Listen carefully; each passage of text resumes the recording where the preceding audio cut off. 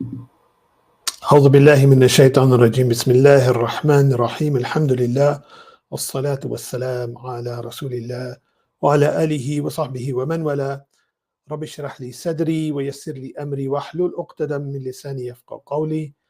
Assalamu alaikum wa rahmatullahi wa barakatuh. I'm continuing my short series on events that led to the abolition of the Khilafah. Individual effort really by me to try and illustrate some of the factors that led to it so that we can learn and that can inform our understanding of the historical events, the geopolitics of today even, and some of the challenges that will be faced in future. Today's discussion is about some of the internal factors and internal schisms within the Uthmani Khilafah, which links to some of the points we've talked about before in terms of the evolution of ideas, particularly nationalism and secularism. So I'm going to we've talked about the events of the 3rd of March, the importance of the demise of the Khilafah, the impact in the Muslim world. We've talked about some of those political ideas. Today is going to be internal factors and schisms, and then in future presentations, we're going to talk about external factors. So when we talk about the internal factors that were causing divisions, remember my presentations here are an overview of things. They're not to go into details, but I think if I can help to give some kind of overview, then I think more of you can go off and research these things yourself, inshallah.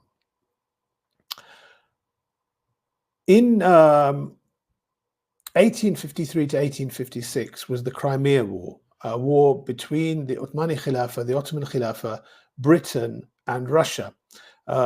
In that war, Britain and the Ottomans were allies, and it actually was one of the first occasions when the Ottomans lost a war and lost major territory to the Russians.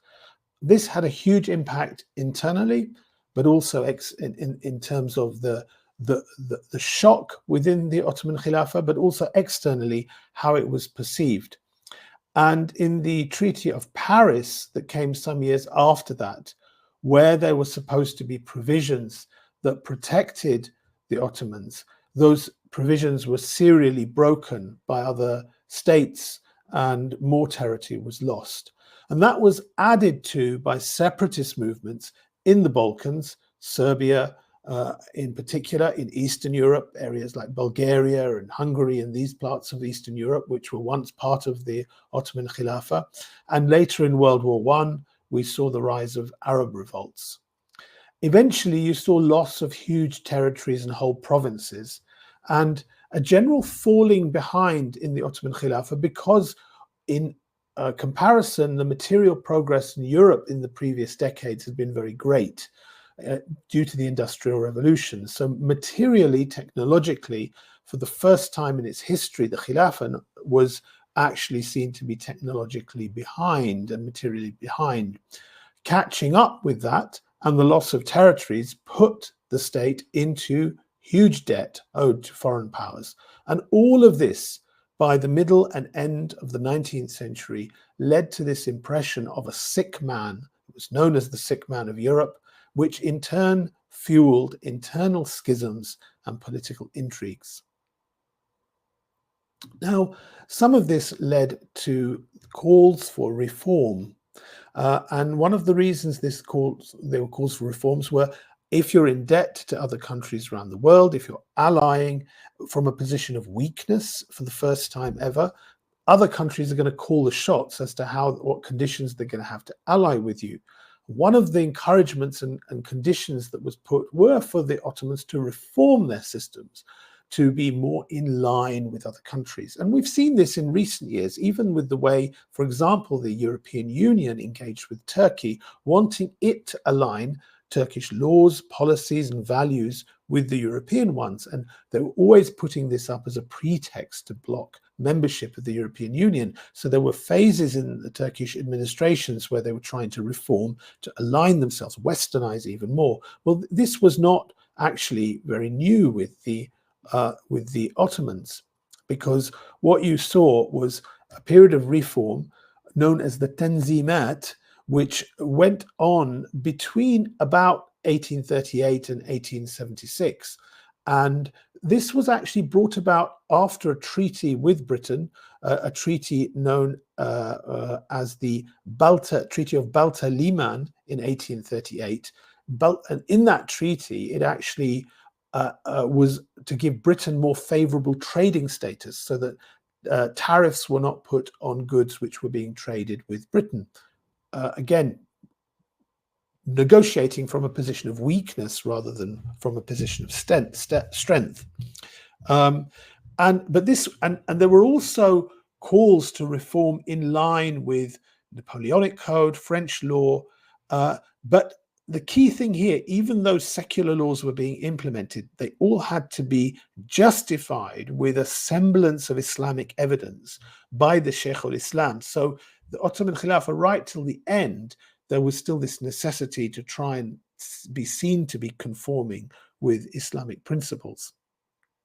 Ultimately, we saw not just a reorganization of tariffs, we saw changes in the finance system, in the civil and criminal code, in the guilds, in education, in the Ottoman Bank, the establishment of an Ottoman Bank, so the idea of a central banking like in the Western countries, and even the decriminalization of homosexuality.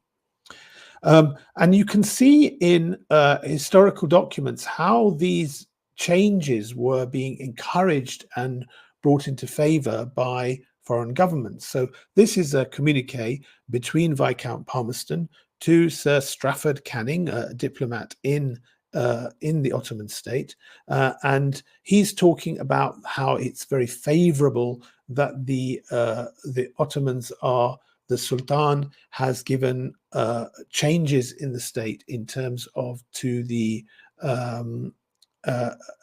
Protestants in the Ottomani Khilafah.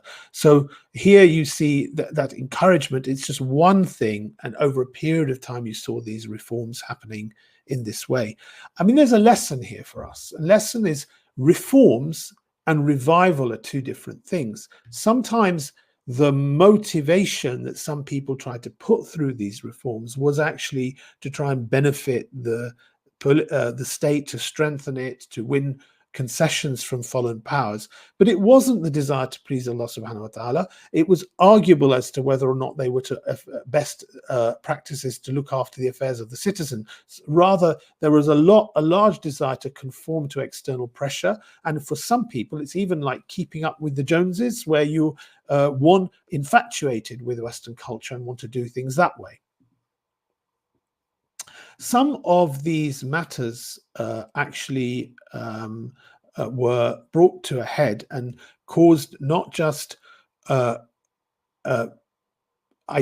change in ideas and thinking, they actually caused quite serious political consequences. This is Sultan Abdul Aziz, who died in 1876. By all accounts, a very sincere man. He'd traveled a lot. He'd actually traveled before he became Sultan and the Khalifa. He'd visited Europe. He had a fundamental disagreement with constitutional reforms with one of his chief ministers, Midhat Pasha. Midhat Pasha was part of an opposition group known as the Young Ottomans, not the Young Turks, the Young Ottomans, but they were more influenced by the external Western powers. They were more influenced by secular thinking, and he had a fundamental disagreement with Midhat Pasha, and things came to a head in 1876, where he opposed some changes that Midhat Pasha was proposing, and within 1 week of those changes being opposed, the Sultan was found dead with both his wrists cut in an apparent suicide. Now, nobody really believes this was a suicide, actually. When you look, this was in 1876, look at this communique again in historical documents from the United States, some of their diplomats communicating to each other, talking about Midhat Pasha. I'm going to read this for those who can't read the small print. Midhat Pasha was the ideal of Turkish statesmanship, they said, a reformer and a true patriot. He has been a prime favorite with the British embassy and was relied upon to circumvent and bring to naught the machinations imputed to Russia. It was he who had compassed the fall of the late Sultan Abdul Aziz and the deposition of Murad V, who had escaped the assassin when his associates, Hussein Avni Pasha and Rashid Pasha, were slain, who had marshaled young Turkey and the Sofias alike under the attractive banner of reform, who had supplanted the moderate and prudent Mehmet Rushdie Pasha, and, constitution in hand, had assumed for the second time the high office of Grand Vizier, and who had spurned the conditions offered by the conference, bidding defiance to the great powers of Europe and asserting the lofty independence of Turkey. Well, that's all very confused. It's talking about a particular context of negotiation. But what you can see described by these American diplomats who were writing to each other at the time is a guy who's favored by the British, a reformer, a patriot, somebody who has had a hand in the fall of Sultan Abdul Aziz. And really what this is a lesson to us of is beware the potential for foreign agents in the administration. When I say foreign agents, I don't mean that every agent by this is somebody who's a paid servant of another power, but somebody who's influenced by them, whether intellectually or whether in other ways, is falling into the agenda of foreign powers.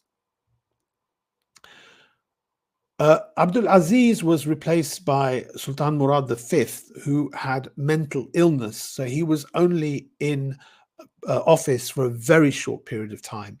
And then these figures around Murad, like Medet Pasha and others, they appointed as the successor a very young Sultan Abdul Hamid, who they thought would be a guy who would be easy to manipulate. And they did not know the half of this man, who was in office in the Khilafah for decades. And really, having been dealt a very difficult hand to play with, did extremely well in trying to harness the Khilafah in its dying days. Otto von Bismarck, the great German statesman of the era, said if wisdom was 100 grams, Abdul Hamid had 90 grams of it. He himself, Bismarck, had 5 grams, and the rest of the leaders and politicians had the remaining 5 grams. I mean, that's one man's testimony on his political acumen and wisdom.